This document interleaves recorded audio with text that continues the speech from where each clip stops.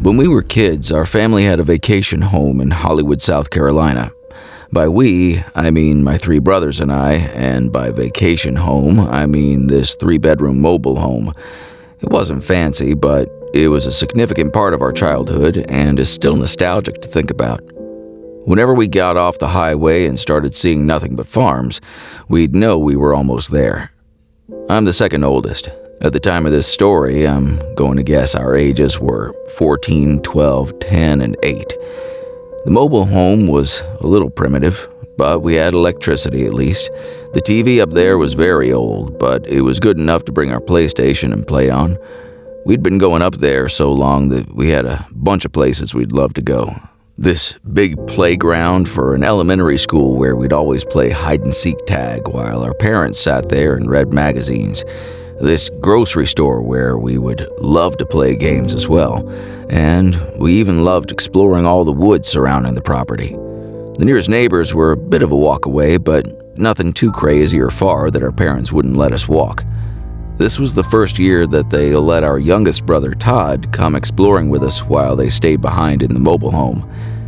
We walked down a different road that strayed away from the dead end. It's worth noting that there was next to no traffic on these roads, as our mobile home was on a long road that eventually led to a dead end. So the only traffic would be the few people who lived on this road. There was always this questionable-looking house and farm that we never saw a car at ever in our lives. It sat at the top of this little hill overlooking the road, with a small cornfield which would imply that there were still people living there. But it was just strange how all our lives going there, we never saw anyone there, whether it be a person or car. Between the woods surrounding the property, the 2 buildings, the shed and the cornfield, we realized that this was a perfect spot to play hide-and-seek tag. It was broad daylight right now. We decided our oldest brother Tony would be the seeker first, and we'd go in order from oldest to youngest. So the rest of us went to go hide. I went to hide in the crops. I heard Tony call out, "Ready or not, here I come!" And so I simply sat down in the browning crops, completely hidden. I waited and waited until I heard rustling in the crops and footsteps crunching the rotted, dead crop leaves on the ground. I didn't know which of my brothers it was, but I wasn't taking any chances. I ran out of the crops and into the grass and up the hill towards the red shed. I expected Tony to come after me, but he didn't. So I figured it was one of my little brothers. I heard commotion as Tony was chasing my 10-year-old brother George down the hill on the other side of the house, and the two were laughing and screaming. Tony caught him, and so George was out. I stayed put behind the shed. Then I noticed Todd leaning against the back wall of the house, looking at me and laughing. I put my finger up to my lips, signaling him to be quiet, and he did the same. Then I thought to myself, wait, who was in the cornfield with me? Then Tony came around the house and immediately and easily tagged Todd. Then he saw me since I was a straight line of sight from him. I started running down the hill, which gave me a good speed boost, but Tony got that same speed boost, and he was bigger and faster than me. He caught me with ease. The 4 of us met at the bottom of the hill by the road, and I was supposed to be up next, but I asked everyone if anyone had gone in the crops as well. When all of them said no, I got scared. I told them I heard someone walking in the crops, and it may have been the homeowner, so we should just leave. With that, we left in a hurry and walked back to the mobile home where our parents were watching a movie in the living room. For dinner, we went to the local pizzeria that we all loved.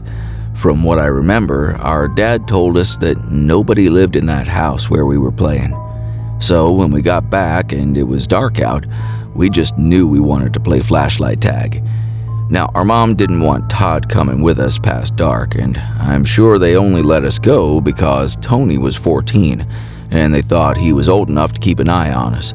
So the 3 of us ventured off back to that house to play flashlight tag, which is basically hide and seek, but if you get exposed by the seeker with a flashlight, you're out. Once we got to the property again, it was like 90% dark out. They wanted me to seek this time, since Tony did last time, so I turned around and counted to 60. Then I shouted, "I'm coming!" I kept the flashlight off as a strategy to not give away my position. I could just barely see enough to navigate around. I ran up the hill to the house, which had no lights on, appeared around the walls of the house and on the shed. I didn't see either of them. I looked into the trees and decided to turn my flashlight on and look through the tree line. Still nothing. So I turned the flashlight back off. I knew one of them had to be in the cornfield. It was too obvious of a hiding spot. It was small enough that I could check it out.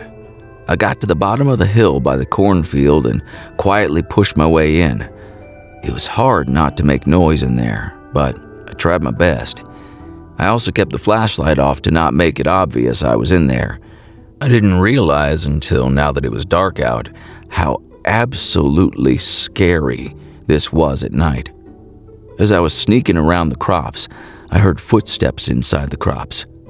I had to be sneaky if I wanted to catch them. I honed in on exactly where the footsteps were coming from, and when I heard them right on top of me, I turned my flashlight on and yelled, "Gotcha!" But all I saw was the back of someone running away from the light. "Who was that?" I said. "You're out!"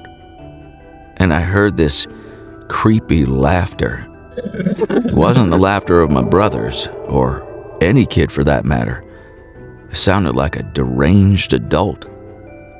I was frozen, apart from moving my hand with the flashlight around, trying to see who it was. I heard a grown man's voice say very softly, "Can I play with you guys?" And when I saw his face, it was half covered by the few crops still separating the two of us. From what I could tell, he had this kind of deformed looking face. I really couldn't tell if it was a mask or not. I ran out of the crops and started yelling my brother's names, saying, "Run! Game over!" I heard them both yell back at me from the same spot they hid together. I saw them running down the hill with their flashlights on. I turned mine on and told them to just keep running. We all ran down the road until we got back to our property, and we were out of breath. But I told them there was some deformed-looking freaky man hiding in the crops, and that he was probably the one I heard in the crops earlier, too. I still remember their faces when I told them this. When I told my parents, they looked confused. My dad didn't seem to know how to react, and my mom made it clear she didn't want us going off the property past dark anymore. Honestly, I didn't want to anyway. I had trouble sleeping that night, thinking, what if that man was outside in the pitch darkness, outside one of the windows? I can tell I freaked everyone out a little bit with my description of the man. I had no reason to make it up though, and they knew that. It goes without saying, we didn't go back to that property up the road. Thank God it wasn't that close to our property. My family sold the property only a few years after this. If you hit that like button, there's a good chance someone else's spine will get tingled by these stories. I live on a farm with my brother and his wife. We split the responsibilities in the busy season. In the off-season, they go traveling quite often. My fiancé passed away a few years ago, and I haven't really put myself back out there just yet. Spent a lot of time alone, and the off-seasons really get to me. This was early October, right around the time before our last harvest. My brother Joe and his wife were out of town for a few days. I figured something like this would happen while I'm holding the fort myself. It was a night like any other. The windows in the house were still open to allow that refreshing October breeze to flow through the house. Outside, I suddenly heard a scream. A blood-curdling, high-pitched scream of a female. Couldn't tell if it was a teenage girl or a grown woman, but it sent shivers down my spine. I sprang up from my lazy-boy recliner and went to my gun safe in my bedroom to grab my rifle. I went outside to be greeted by the breezy, chilly air. I stood on the front porch for a second, waiting, and I heard the scream again. It was coming from the cornfield. I fired off a round into the air as a warning shot. I didn't know what was happening at the moment.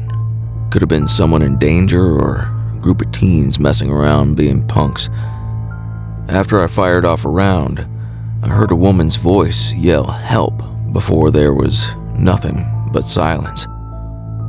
I called out, "Who's out there? Where are you?" but received no response. I turned on every exterior light I had on my house and also grabbed my cell phone to call 911 as I walked into the cornfield, calling out and waiting for a response. After telling the operator what I heard, I was left to wait for a few police officers to arrive. There were a total of 4 that ultimately showed up, and with their help, we all checked the cornfield, shining flashlights and yelling out for anybody who needed help. I'd imagine that anytime someone has reported screaming for help, the cops take it a little more seriously.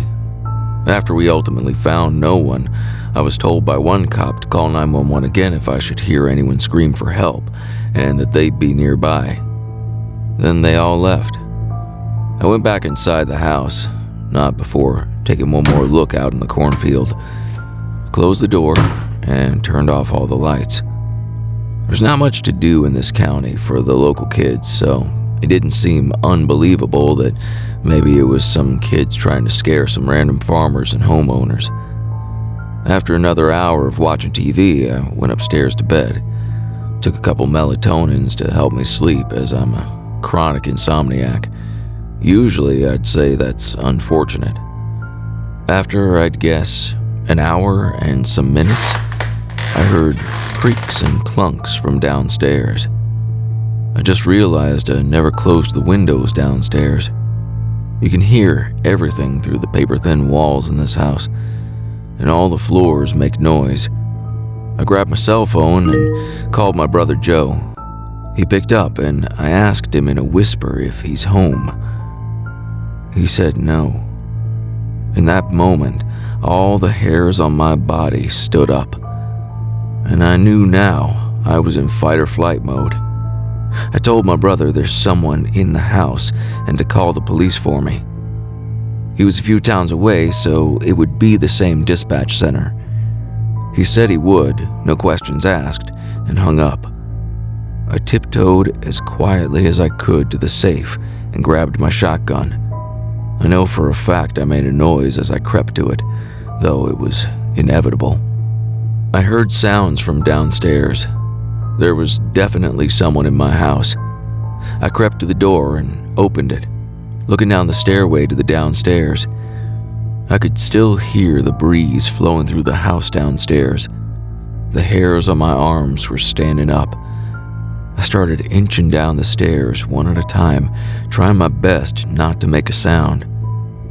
But I only made it down a few steps before hearing footsteps downstairs on the wooden floors, creeping closer to the stairway until a tall, skinny figure appeared at the bottom of the steps. I cocked the shotgun and said, "Don't move." He didn't listen. He almost calmly walked out of sight, and I heard his footsteps then pick up to a run through the living room and then out the back door. I yelled, "Stop!" as I briefly attempted to chase him, but as soon as he was out of my house, I locked the door and called my brother. He said the cops were on the way. I locked every single window on that first floor and waited for the police to come back. It was the same officers. They did a little search of the perimeter of the property, this time with all the lights on. One of the officers said he was going to stay on the property for the night, though I don't think that guy was coming back after seeing I was armed. In fact, he never did. But the story doesn't end there. I was finishing up the last harvest of the season in the combine, and while doing so, I noticed a shoe in the field. I stopped the machine to go pick it up and examine it. It was a woman's shoe, size 8.5. This got me thinking back to the screams I heard, followed by the man breaking into my house hours later. I called 911 once again and left the shoe where it was to not hinder any potential evidence. When the police came, they did another investigation of the cornfield, and they took the shoe as a piece of evidence to a possible disappearance. They even brought police dogs to sniff out any possible scents. The strange thing is, there were no missing female reports in our county. Not at the time, at least. I hope whoever's shoe that is still alive today. Makes me sick thinking someone might have been murdered on my farm. My childhood friend Carter moved away with his family to this really rural town in Michigan, but we've always stayed in touch. His family is very country, and I'd go as far as to say they're kind of rednecky, so the move there was no surprise. His family loves me, and I'm always welcome to visit. We're 19 now. I'm in college, and Carter works for his dad. They have a huge property up there. I had visited before. This was not my first time going up there. It was a weekend in the fall, and I was going to stay at Carter's family home. His mom and his sister wouldn't be there this weekend. It was just him and his dad. It's a 4.5-hour drive up there, with lots of farmland and open fields. To get onto their property was a gravel road about 300 feet off the main road. I got there to a warm welcome by both Carter and his dad. They were already sitting in the backyard drinking beers, so after bringing my bag in from the car, I joined them. Carter was telling me about all the trails in the area that we could take my Toyota 4Runner off-roading. I'd never off-roaded before, but I was super down. Carter's dad grilled us up some burgers first, then he was off to his friend's house. Carter and I got in my car, and he guided me to this nearby trail that he described as perfect for off-roading. It was around 6 o'clock, so we only had a couple hours of light left. We did about an hour of off-roading on various trails not far from Carter's house. When it was starting to get a little darker, we left the trails and got back on the road because it was even darker when you're in the middle of the woods. As we were driving around, passing a bunch of farmland, we passed this abandoned church-looking building that had a huge cornfield next to it. Carter said he passed this place all the time, but never checked it out. So what do? Of course, we both agreed to go back and check it out later. Carter said we should take the bikes over later. His family has 1 million mountain bikes, fully equipped with lights and everything. We drove back to his house, and he grabbed a backpack and threw some tequila and a bottle of Sprite in, along with some flashlights. We took the 2 best bicycles they had, each with night riding lights mounted on the handlebars. He said it would probably be a 20-minute bike ride. Both of us are big fitness guys and have been since high school, so I didn't mind a long bike ride. When we got to the abandoned building, it was pretty dark out now, hence why we brought flashlights. The grass was very overgrown too. We made sure no cars were coming before entering the property, just to be safe. We hid our bikes a little bit into the cornfield so they wouldn't be seen. There was still just enough light outside to navigate without turning on the flashlights. We didn't want to make it too obvious we were here. We were thinking of getting some cool, artsy shots of each other for our Instagram inside the building, if we could find a way inside. The place was definitely an old church. The shape of the windows confirmed it. We went to look through one of the windows, and it was way too dark to see inside. I told Carter to hand me a flashlight. The flashlight made all the difference. We could see inside now. We both noticed something strange in the pews. It was what looked like a person's head hunched over, sitting down with their back to us. Carter said it looked like a mannequin, especially considering it was completely motionless. He placed a friendly bet, betting it was a mannequin and me betting it was some drunk homeless man. We went to the front door of the place and saw it was boarded up. Carter shook the door just for the hell of it to see if it would budge, but there was no shot. He implied this meant he won the bet because there was no way for a homeless person to get in there. I said, "Hold up, let's check the other windows for a closer view." So we walked along the other side of the church to the window we knew had the best angle of whatever we saw in there. But now, when I shone my flashlight through the glass, whatever was in that pew just a couple of minutes ago was gone. I told Carter he owes me money because I was right, even though that was also terrifying. He asked, "Where did they go?" Then I shone the light in every direction until we both spotted it at the same exact time and jumped. the man standing right to the left of the window on the inside. He was looking at us. He didn't look like no homeless man to me, though. We took off back to the cornfield. We tried to find the bikes in a panic, but we couldn't. It was so dark out now that we were avoiding turning on our flashlights to expose ourselves. We heard a slam from the church building. It sounded like some kind of door. Carter told me to be quiet because he heard sounds in the cornfield, like the crops being brushed through by someone. Then it just stopped and went silent. Dead silence. No breeze at all, so the crops were just still. We were stationary, ducked down, scared to move. We were in this position for a solid minute before Carter said in a low voice, "Which way did we leave the bikes?" And this was when we heard the crops mere feet away from us being brushed aside as someone was clearly running towards us. I screamed, "Go!" as we both beelined through the crops, as some of them were smacking me in the face. At some point, we cut out into the open, leaving the cornfield, running back to the road. We were no longer being chased. Carter called his dad right away, and he came to pick us up. He wasn't the kind of dad to get pissed at us for trespassing or drinking or anything like that. He was more so pissed about the bikes, but he said we were right to leave the bikes and run. The next day, he drove us back to that church, bringing his gun with him. We looked in the crops until we found the bikes, then we threw them in the bed of Carter's dad's truck. We were about to leave when we took a look back at the church and saw someone standing at one of the windows. It had to be the same person. I guess when he saw us notice him, he creepily walked away from the window. Carter's dad said, "Let's get the hell out of here," because that was genuinely disturbing. For his dad to be creeped out meant a lot. He's a pretty tough guy. We went to some barbecue place afterward and had a bunch of food and some drinks. Afterward, Carter's dad called some town numbers to let them know someone was squatting in that abandoned building. As long as it was brought to their attention, at least we felt like we did something. Who knows if that man is still hiding in that church, though, or who he was for that matter. Thanks for listening. If you want to help build the True Chiller community, like, subscribe, and share.